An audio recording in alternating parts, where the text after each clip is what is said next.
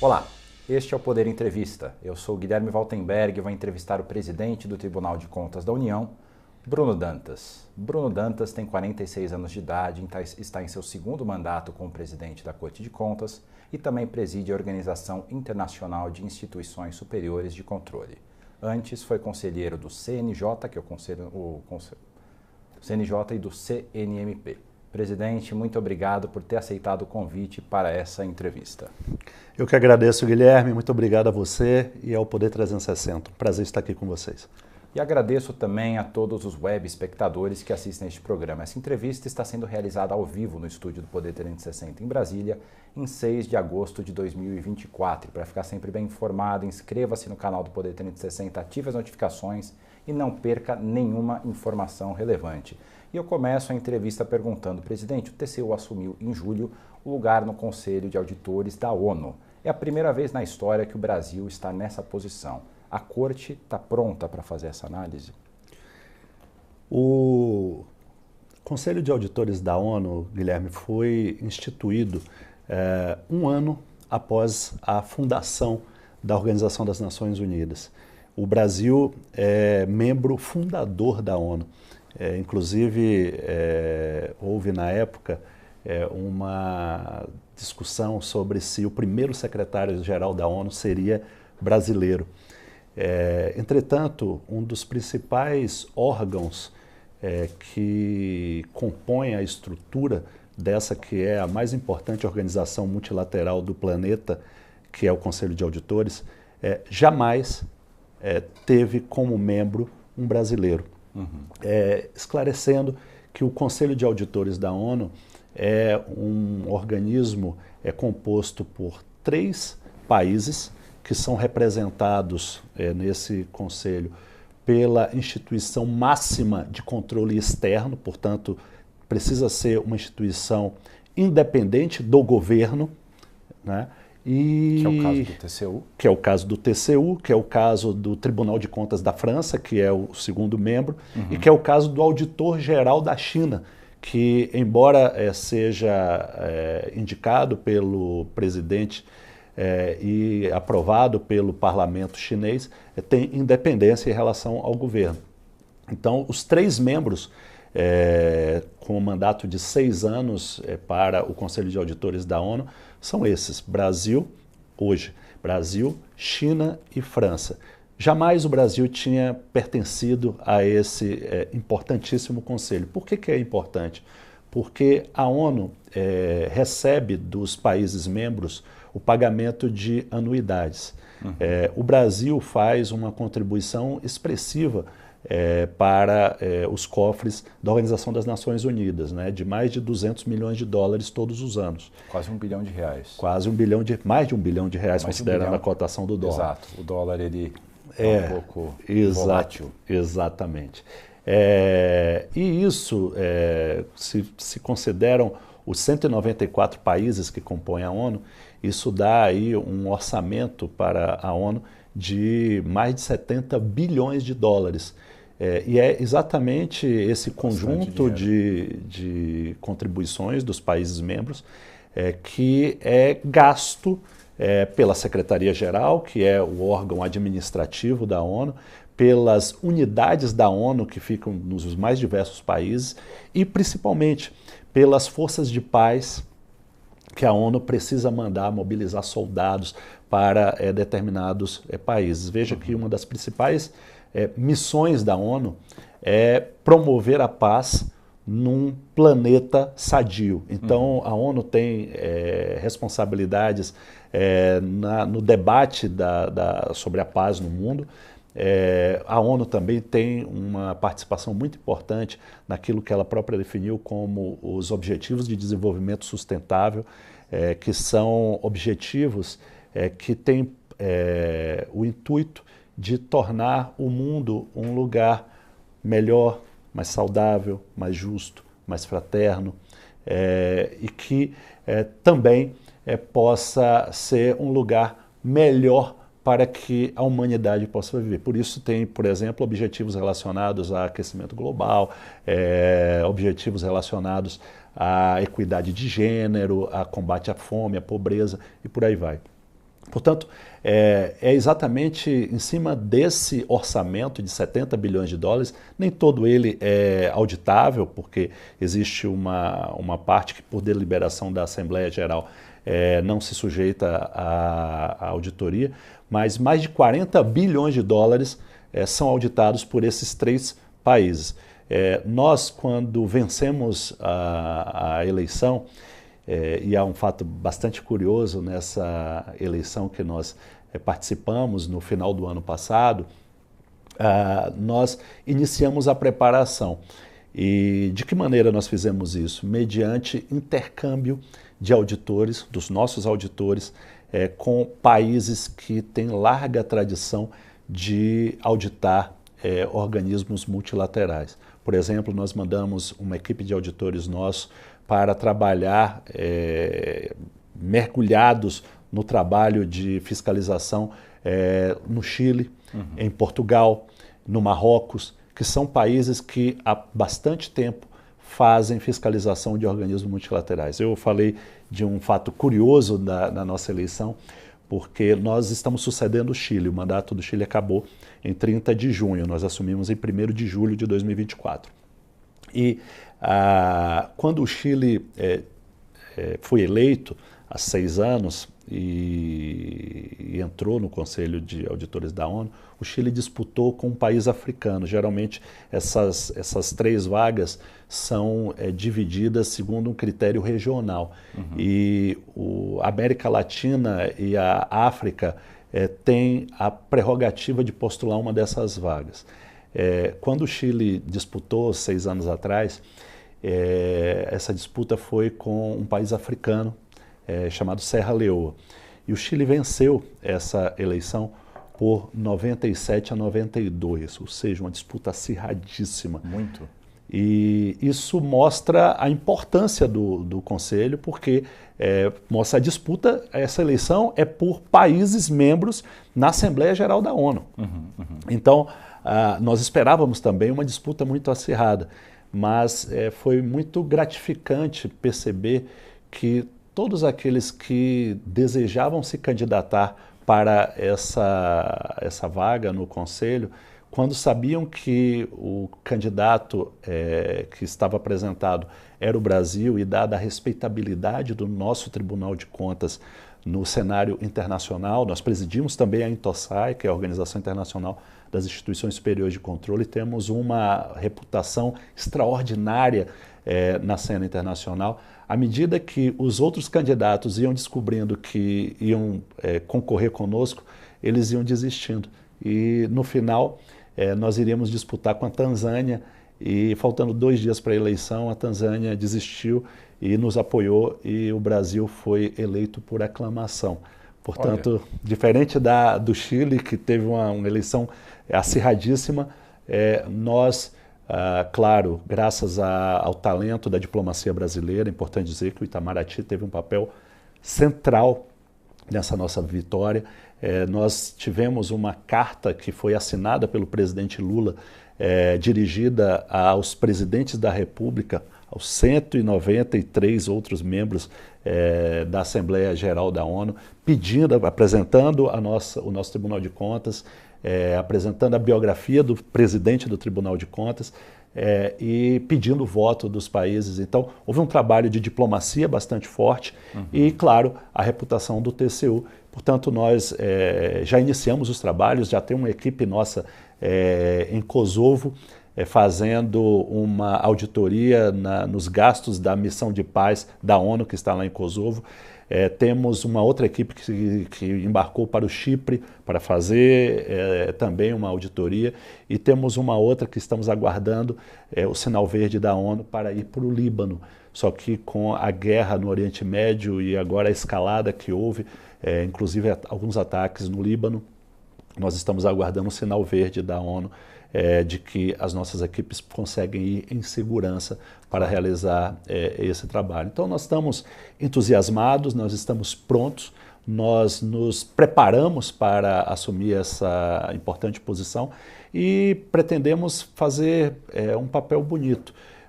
Porque eu dizia isso quando nós vencemos a eleição, nós queremos mostrar ao mundo que nós, além de termos bons diplomatas, nós temos também bons auditores. E eu acho que isso enaltece as instituições brasileiras, isso melhora ainda mais a reputação que o Brasil tem internacionalmente. Certamente. Agora, falando de contas públicas brasileiras, no primeiro semestre o governo aumentou, bateu recorde de arrecadação, ainda assim a dívida pública como percentual do PIB cresceu para 77,8%. Por que é tão difícil fechar as contas no Brasil no azul? Essa é a pergunta de $1 milhão, né? É fácil fazer um diagnóstico em tese, abstrato, mas buscar na prática, no dia a dia, é algo bastante difícil.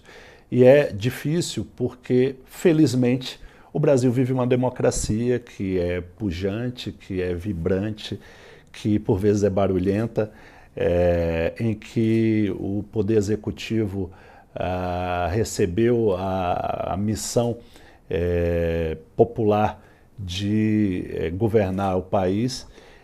Entretanto, o partido do presidente da República tem menos de 20% das cadeiras na Câmara Federal. E isso reforça a necessidade de um presidencialismo de coalizão. Então, é exatamente essa pluralidade democrática que, por vezes, torna difícil alcançar o tão sonhado equilíbrio nas finanças públicas. Eu tenho visto um esforço muito grande da equipe econômica, e aqui eu falo fundamentalmente do ministro Fernando Haddad, da ministra Simone Tebet, mas também de outros ministros do governo que não integram a equipe econômica, para alcançar esse equilíbrio. Houve, durante os últimos 10 anos, vamos falar assim, uma certa erosão da base tributária nacional. Muitas isenções foram aprovadas. É importante que se diga em descumprimento à Lei de Responsabilidade Fiscal. A Lei de Responsabilidade Fiscal é de 2001. E o artigo 14, que exige que qualquer renúncia de receita obrigatoriamente precisa ser compensada ou com aumento de tributo ou com o corte de despesa correspondente. Esse artigo da Lei de Responsabilidade Fiscal, infelizmente, vem sendo descumprido sistematicamente desde 2015. Quem que deveria estar fiscalizando esse descumprimento? Veja, o problema o Executivo tem uma responsabilidade que é estabelecida na Lei de Responsabilidade Fiscal e também na Lei de Crimes de Responsabilidade. O Congresso Nacional goza de imunidade pelos seus votos e opiniões. Então, um parlamentar não pode ser punido porque votou um projeto irresponsável do ponto de vista fiscal. Claro. O tribunal faz os alertas ao Congresso Nacional, mas o tribunal não pode punir parlamentares porque aprovaram um projeto que não está bem estruturado do ponto de vista fiscal. Também não pode punir o Congresso porque derrubou um veto que vai criar um impacto fiscal muito grande. Então, essa é a difícil equação que o Executivo tem, porque o Executivo tem a responsabilidade quando há o descumprimento. O Tribunal de Contas da União pune os técnicos do Executivo, pune os ministros, pune eventualmente até, pune, entre aspas, o próprio presidente da República, porque emite um parecer, o tribunal pode emitir um parecer opinando pela rejeição das contas do presidente da República. Sim.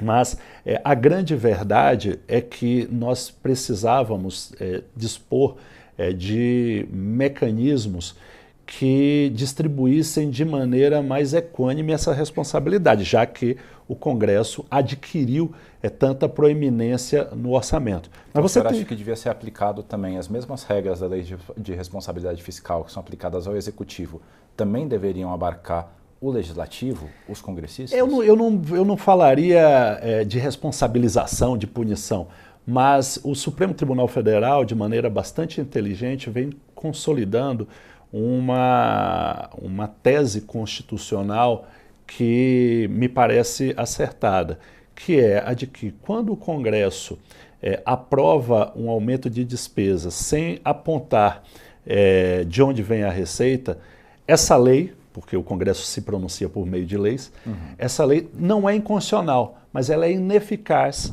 até que venha uma segunda lei apontando a fonte de receita. Isso aconteceu no governo Jair Bolsonaro, quando o Congresso Nacional derrubou o veto que ampliava a base de recebedores do benefício de prestação continuada, o BPC, e aquilo, segundo a equipe econômica na época, teria um impacto da ordem de 18 bilhões de reais, isso antes da pandemia, sim, portanto. E primeiro o ministro Paulo Guedes levou a questão ao TCU, eu fui o relator, eu concedi uma cautelar para desobrigar o governo a aplicar aquela lei enquanto não viesse uma outra lei apontando a fonte de receita.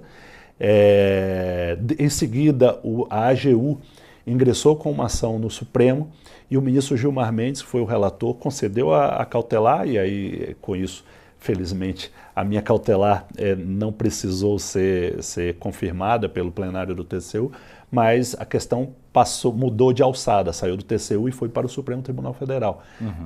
O ministro Gilmar Mendes assentou a mesma tese que eu havia assentado, de que não havia inconstitucionalidade na lei, mas havia uma ineficácia na lei até que sobreviesse a fonte de custeio.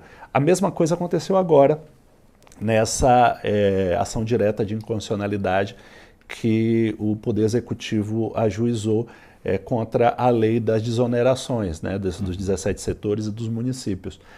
O ministro Cristiano Zanin adotou a mesmíssima tese que o ministro Gilmar Mendes já havia adotado e que o TCU havia adotado. Portanto, nós vemos que há uma construção de jurisprudência fiscalmente responsável, que é uma ótima notícia. Você não precisa punir o parlamentar, mas aquela lei que o Congresso aprovou precisa de um complemento que indique de onde vai vir o dinheiro para aquela despesa que foi aprovada. Nesse caso específico da desoneração dos 17 setores, o governo ainda não conseguiu se arranjar com o Congresso para ter uma solução consensuada nesse sentido. Você tem alguma sugestão? Você costuma ter umas ideias fora da caixa? Tem alguma sugestão para levar para o debate?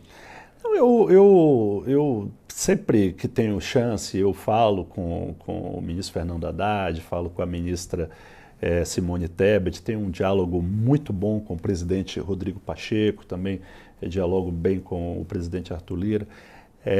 E com o presidente Rodrigo Pacheco, eu tenho insistido muito em dialogar sobre algo que o presidente Pacheco já se pronunciou a favor de abrir um debate, que é como nós podemos reformar o nosso processo orçamentário. Isso é uma coisa bastante importante. É claro que os parlamentares têm toda a legitimidade para emendar o orçamento, para alocar recursos para as suas bases, porque o parlamentar conhece as necessidades dos municípios brasileiros e nós precisamos lembrar que a Constituição brasileira é municipalista. Embora a arrecadação quase toda seja da União, a vida se passa nos municípios, é lá que tem buraco na rua, é lá que muitas vezes o hospital não está funcionando e a população passa dificuldade. A União é uma ficção, o Estado federado é uma ficção. O que existe, na verdade, é a cidade onde as pessoas vivem. Então, nada mais legítimo do que o parlamentar que percorre esses municípios, que conhece as agruras, as dores do povo, ter a legitimidade de emendar o orçamento. Porém, é preciso dar uma organicidade nisso para que não se perca a visão do todo, o planejamento, porque se cada parlamentar dispuser de uma capacidade de emendamento que no somatório dá 50 bilhões, a pergunta que vem na sequência é: e quem fará o planejamento dos projetos estruturantes que vão transformar a vida das pessoas de maneira duradoura?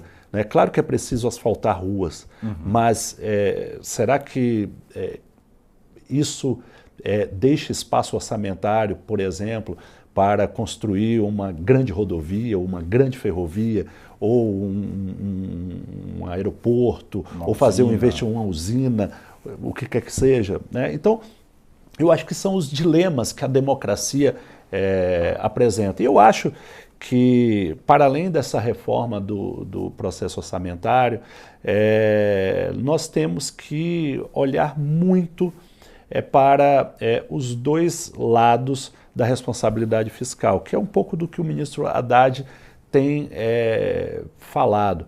É preciso, claro, falar em corte de despesa, e existe muita despesa que pode ser cortada. O TCU já emitiu inúmeros relatórios falando das fraudes no INSS, falando das fraudes no pagamento do Bolsa Família, falando de pessoas que estão no CadÚnico indevidamente, porque houve uma certa desestruturação do CadÚnico nos últimos anos, houve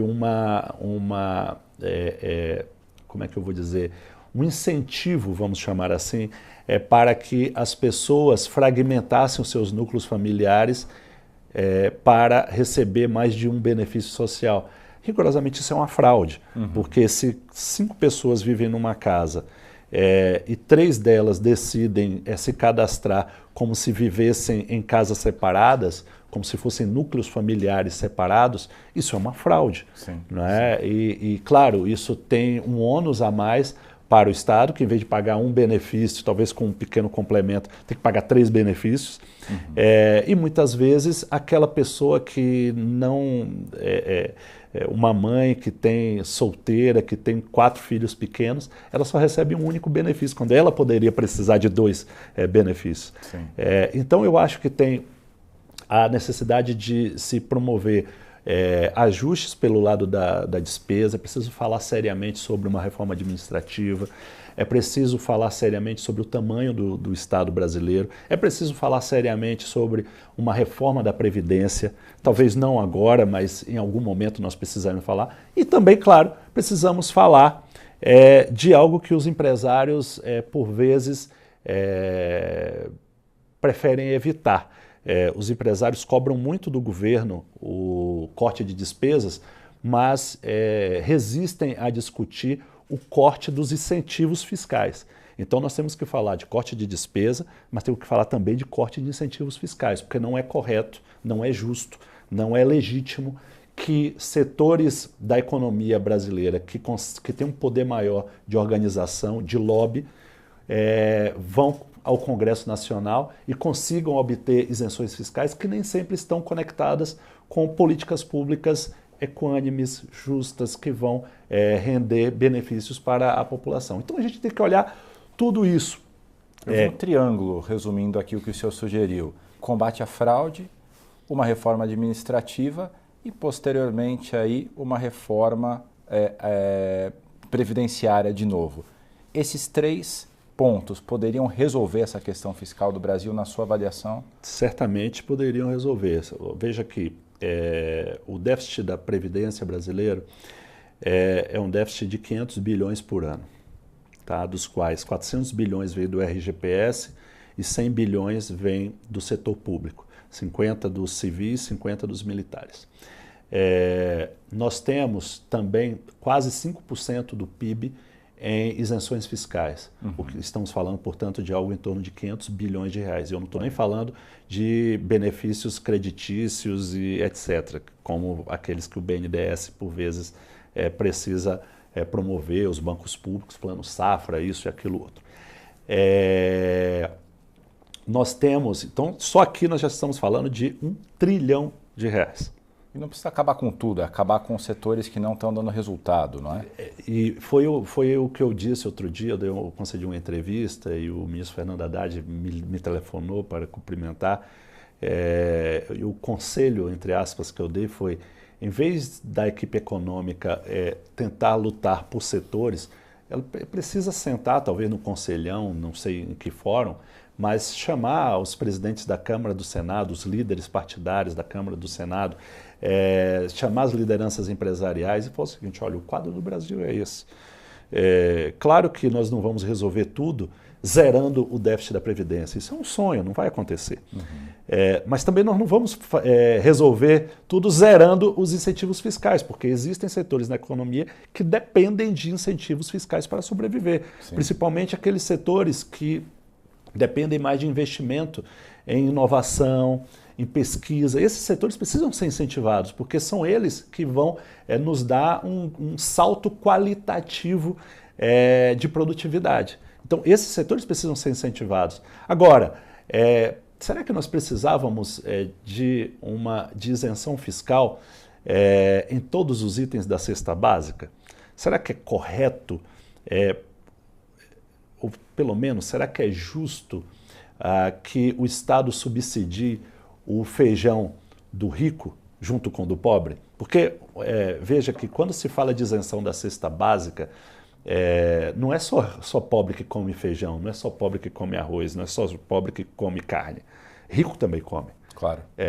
Se você dá uma isenção indiscriminada para os produtos da cesta básica, você está beneficiando o pobre, mas também está beneficiando o rico. E como diferenciar um do outro nessa hora? A proposta que o governo apresentou, que era do cashback, me parecia uma proposta muito inteligente. Evidentemente que o Congresso tem toda a legitimidade para limitar o efeito do cashback, para recusar o cashback, enfim.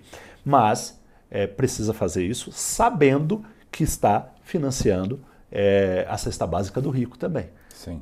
Do ponto de vista de estruturação de política pública, isso não faz sentido algum, porque dinheiro do orçamento é para ser canalizado, nós chamamos isso em desenho de políticas públicas, focalização, precisa ser focalizado em quem precisa. Não faz sentido você alocar dinheiro do orçamento para subsidiar o banquete do rico. Claro, claro, de forma alguma. No passado o senhor chegou a defender uma nova reforma da Previdência, começando pelos militares. Continua achando que essa é uma boa estratégia? Eu falei para você que dos 500 bilhões de déficit da Previdência, nós temos 400 do RGPS, que é a previdência do setor privado. Lembrando que no caso desses trabalhadores, o déficit é muito pequeno, é de cerca de R$7.000 por trabalhador por ano. Isso poderia ser corrigido com um ajuste na idade mínima, com aumento de contribuição. É algo que precisa ser discutido no Congresso. No caso dos servidores civis, esse déficit é da ordem de 50 e poucos mil reais por servidor. Já é um déficit bastante expressivo por ano, bastante expressivo. Acredito que isso precisa ser corrigido rápido. No caso dos militares, do ponto de vista atuarial, fala-se aí de um déficit de mais de 150 mil reais por pessoa por ano. Esses são os números. Eu ali falei que deveria começar pelos militares e recebi um telefonema de um fraterno amigo, ex-colega meu do Tribunal de Contas da União, ministro da Defesa José Múcio. E eu assumi um compromisso com ele de não falar mais em começar a reforma pelos militares. E não gostaria de entrar mais nessa polêmica, mas os números são os números, né? O Congresso conhece os números, o governo conhece os números. Isso é um debate que a sociedade brasileira vai ter que travar, mas eu prefiro não mergulhar nessa polêmica, até para manter a palavra que dei ao meu amigo ministro José Múcio. E agora falando sobre as prioridades do governo Lula no TCU, entre elas estão as revisões das concessões antigas, né, como as rodovias, em que empresas queriam devolver os contratos. Isso também acontece com aeroportos e por aí vai. Como o TCU tem trabalhado esse tema de forma a respeitar os contratos e a segurança jurídica do país? Nós precisamos voltar um pouco no tempo para entender bem esse cenário de concessões no Brasil. Nos anos 2011, 2012, o Brasil viveu uma rodada de concessões de rodovias, mas também de aeroportos, em que se projetava um crescimento econômico que não se realizou. Nós precisamos lembrar que em 2011 nós estávamos nos preparando para a Copa do Mundo e nos preparando para a Olimpíadas. E ali naquele momento... veio o 7-1 e veio o impeachment. Veio o 7-1, veio o impeachment, vieram crises sucessivas. A própria pandemia. Veio a Lava Jato, que paralisou o setor de infraestrutura nacional. Veio a pandemia. Então, nós tivemos aí, fundamentalmente, quase 15 anos em que o Brasil andou para trás. E, evidentemente, que aquelas projeções que baseavam, né, o equilíbrio econômico-financeiro dos contratos de concessão não se concretizou. Sim. Lembrando que contratos de concessão são contratos de longuíssimo prazo, que precisam conter cláusulas que permitam o ajuste ao longo do tempo. Então, nós estávamos começando o processo de concessões no Brasil. Outro dia eu estava num debate com a ministra Miriam Belchior, eu chamo de ministra porque ela foi ministra do Planejamento, mas a secretária executiva Miriam Belchior, eu falava que o Brasil viveu uma curva de aprendizado na modelagem jurídica e econômica das concessões. Em 2011, nós estávamos aprendendo. Havia uma certa ingenuidade do governo de imaginar que era possível achatar a taxa interna de retorno das empresas e, ao mesmo tempo, conseguir os investimentos que o Brasil precisa. Então, inseriram-se nos contratos cláusulas exigindo investimentos volumosíssimos, né, duplicações de centenas, até milhares de quilômetros de rodovias, com tarifas muito baixas, porque o governo tinha a crença de que era comprimindo a taxa interna de retorno que se daria uma boa resposta para os usuários de rodovias, de serviços públicos de infraestrutura no Brasil. Isso se mostrou um fracasso gigantesco, porque quando veio a desaceleração econômica, esses contratos não se sustentavam, porque os compromissos de investimentos estavam lá e eram cobrados pelas agências reguladoras das empresas, e isso gerou um passivo regulatório tremendo. Por outro lado, as empresas alegavam que o contrato ficou desequilibrado, porque o crescimento econômico não veio, e, portanto, exigiam a repactuação desses contratos. Só que no meio disso tudo veio a Lava Jato. E a Lava Jato criou na esfera pública brasileira aquilo que eu chamo de criminalização do diálogo. Vejam que uma repactuação de um contrato de 35 anos só se faz numa mesa em que o poder concedente, que é o Ministério, a agência reguladora e a concessionária sentem, apresentem com sinceridade as planilhas, mostrem que o desequilíbrio existe e, a partir daí, se faça a repactuação. Sim. Só que nos anos de Lava Jato, uma mesa de conversa dessa era o suficiente para que fossem os 3 presos por eventualmente estarem arquitetando algum esquema de benefício privado.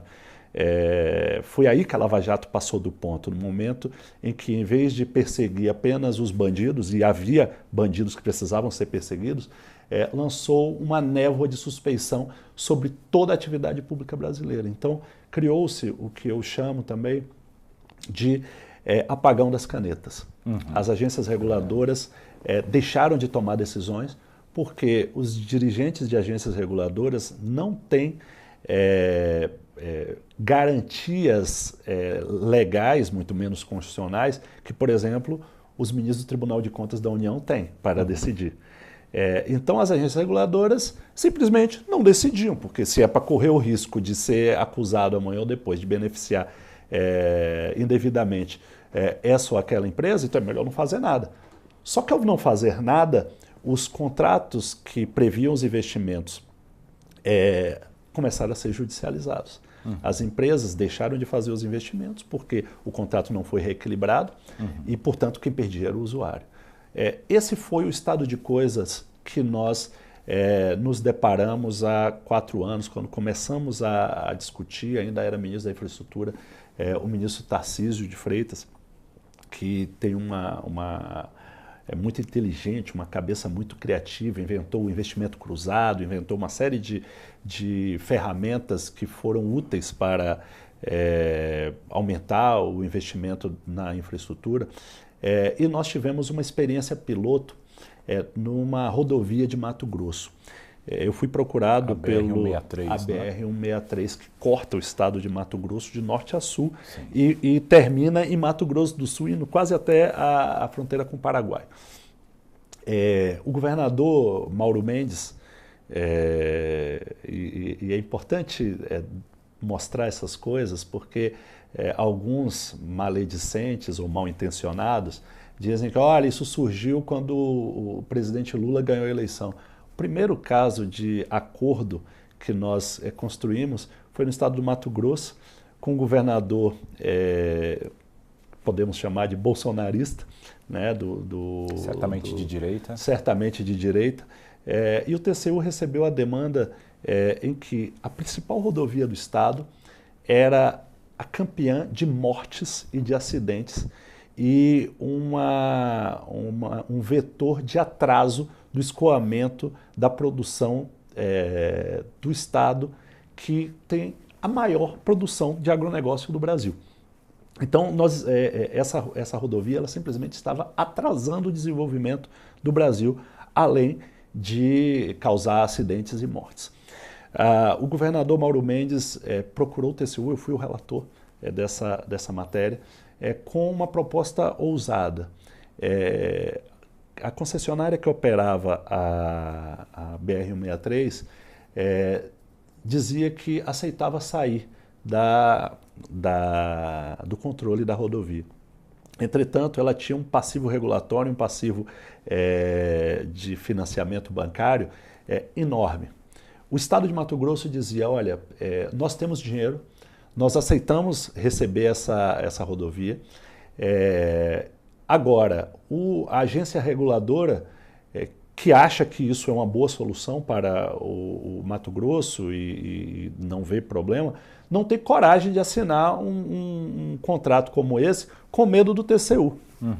Então, fui procurado pelo governador, pelo presidente da NTT, e falei, ministro, por que o senhor não abre aqui no seu gabinete uma mesa de negociação, chama os auditores que fiscalizam o setor de rodovias no TCU e vamos abrir as planilhas, vamos ver se realmente tem desequilíbrio, se o passivo regulatório é esse, como é que se constrói isso. E o primeiro acordo de repactuação de uma rodovia federal foi feita com o Mato Grosso, havendo uma estadualização de uma rodovia federal. A estrada saiu, a rodovia saiu das mãos de uma concessionária que tinha essa concessão federal e passou para uma empresa pública estadual de Mato Grosso, que dispunha em caixa de 1 bilhão para colocar imediatamente. O governador de Mato Grosso, de vez em quando, me envia fotografias das obras. Ele falou, ministro, se isso tivesse ido para a relicitação, até hoje não teria obra.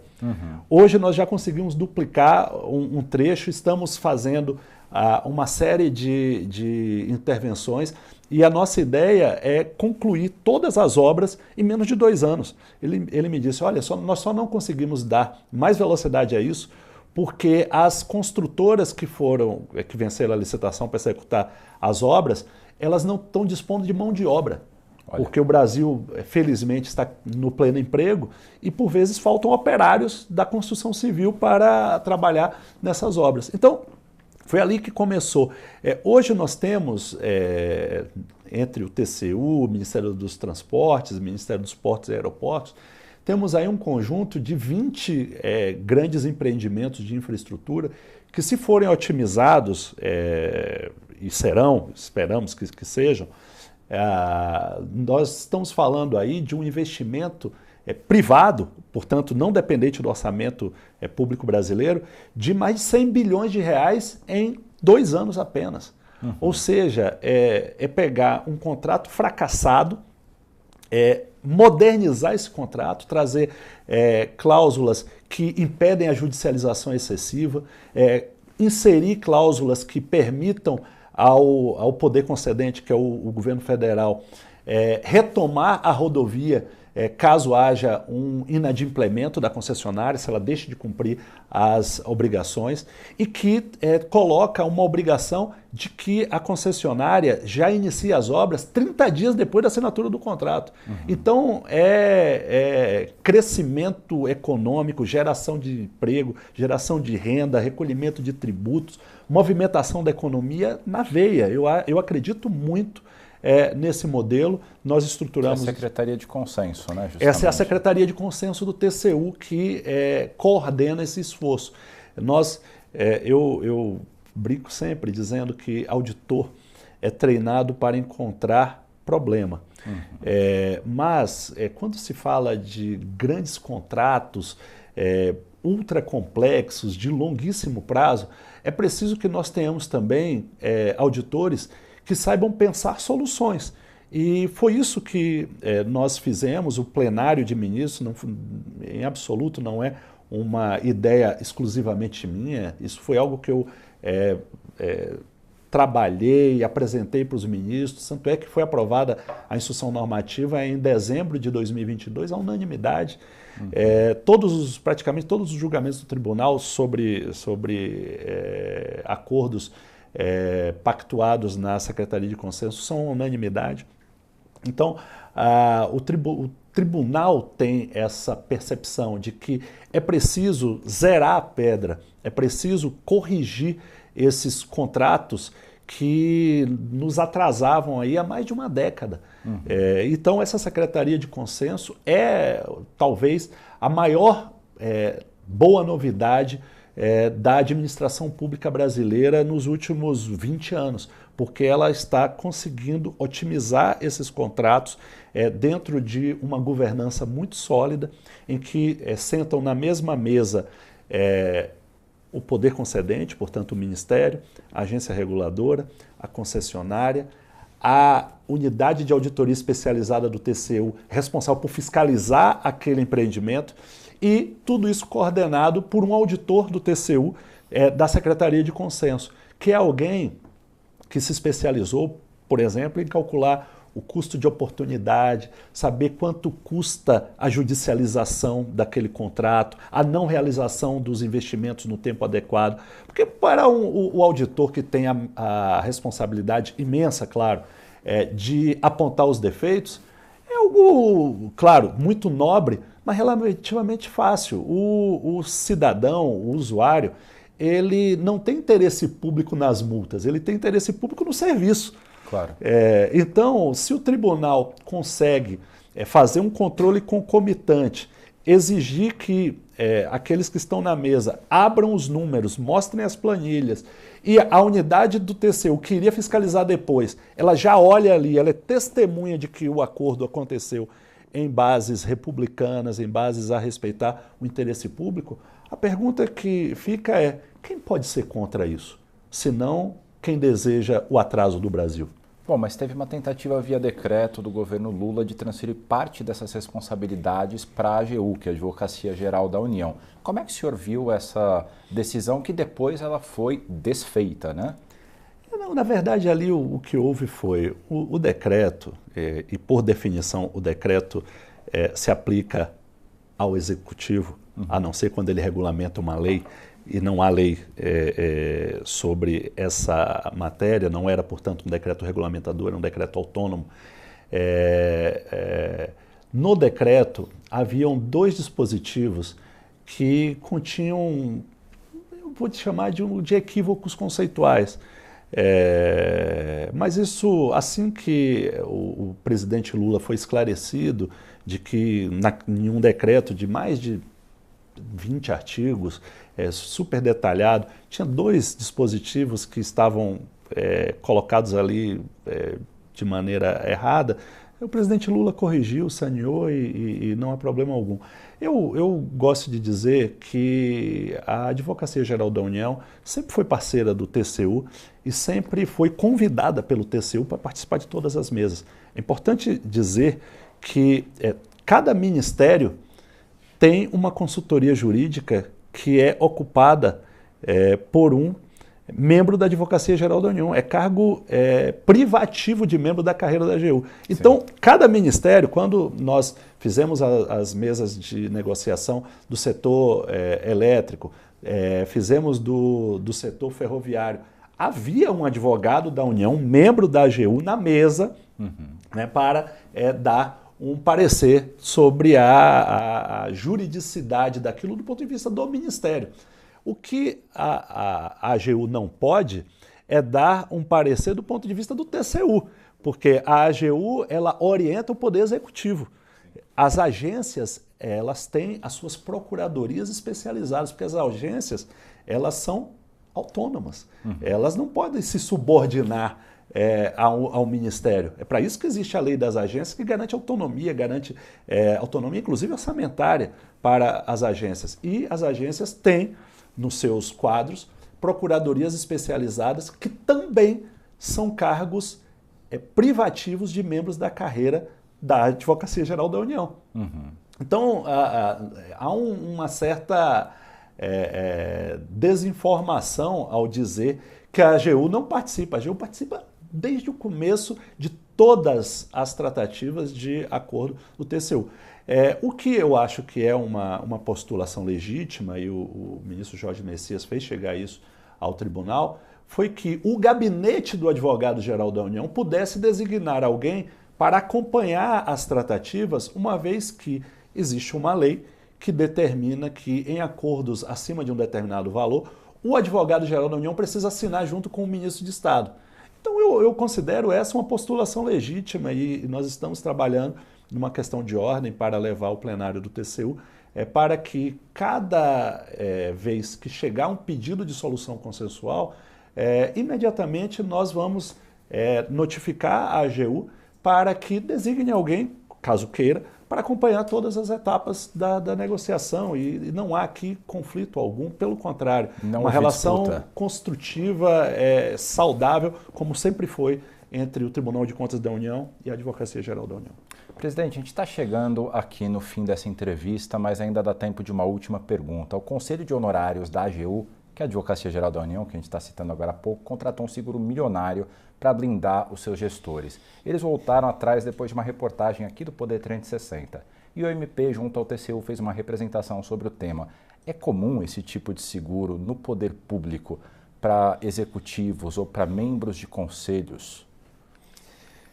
Essa é uma pergunta delicada, porque nós temos uma representação feita pelo Ministério Público e o tribunal terá que julgar. E o fato de o contrato não ter sido realizado não necessariamente significa que a representação perdeu o objeto, porque o Tribunal de Contas da União muitas vezes atua também de forma a expedir recomendações e determinações para que erros e ilegalidades não aconteçam no futuro. A nossa missão não é apenas repressiva, ela é também preventiva. Então, eu preferia não entrar no mérito dessa pergunta, porque possivelmente teremos que julgar essa matéria. E se o julgamento não for feito nos próximos 6 meses, a minha presidência já terá acabado e eu estarei na bancada de ministros, provavelmente terei que votar nesse processo. Então, acredito que a imprensa tem um papel importante em revelar essas coisas, o Ministério Público tem também um papel importante em representar perante o tribunal, mas o tribunal terá sabedoria, os auditores vão instruir isso com a técnica que é característica dos auditores do TCU, e o plenário de ministros vai decidir também soberanamente, como sempre faz. Chega ao final essa edição do Poder Entrevista. Em nome do jornal digital Poder 360, eu agradeço ao presidente do TCU, Bruno Dantas, por ter aceitado o convite para essa conversa. Bruno, muito obrigado. Muito obrigado, Guilherme. Foi um prazer estar aqui com vocês. E agradeço também a todos os web espectadores que assistiram a este programa. Essa entrevista foi realizada ao vivo no estúdio do Poder 360 em Brasília, em 6 de agosto de 2024. E para ficar sempre bem informado, você já sabe, inscreva-se no canal do Poder 360, ative as notificações e não perca nenhuma informação relevante. Muito obrigado e até a próxima. Poder Monitor, a ferramenta mais completa para monitorar os 3 poderes. Acesse agora poder.cc/monitor e ganhe 30 dias grátis.